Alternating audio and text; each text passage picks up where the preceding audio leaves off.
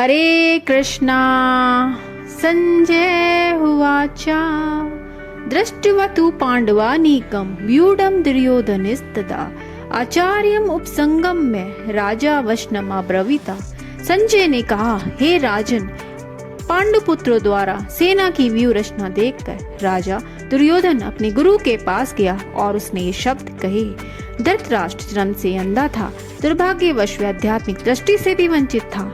वह यह नहीं जानता था कि उसी के समान उसके पुत्र भी धर्म के मामले में अंधे हैं और उसे विश्वास था कि वे पांडवों के साथ कभी भी समझौता नहीं कर पाएंगे, क्योंकि पांचों पांडव जन्म से ही पवित्र थे। फिर भी उसे तीर्थ स्थान के प्रभाव के विषय में संदेह था। इसलिए संजय युद्ध भूमि की स्थिति के विषय में उसके प्रश्न के मंतव्य को समझ गया। अतः वह निराश राजा को प्रोत्साहित करना चाह रहा था। उसने उसे विश्वास दिलाया कि उसके पुत्र पवित्र स्थान के प्रभाव में आकर किसी प्रकार का समझौता करने नहीं जा रहे हैं। उसने राजा को बताया कि उसका पुत्र दुर्योधन पांडवों की सेना को देखकर तुरंत अपने सेनापति द्रोणाचार्य को वास्तविक स्थिति से अवगत कराने गया।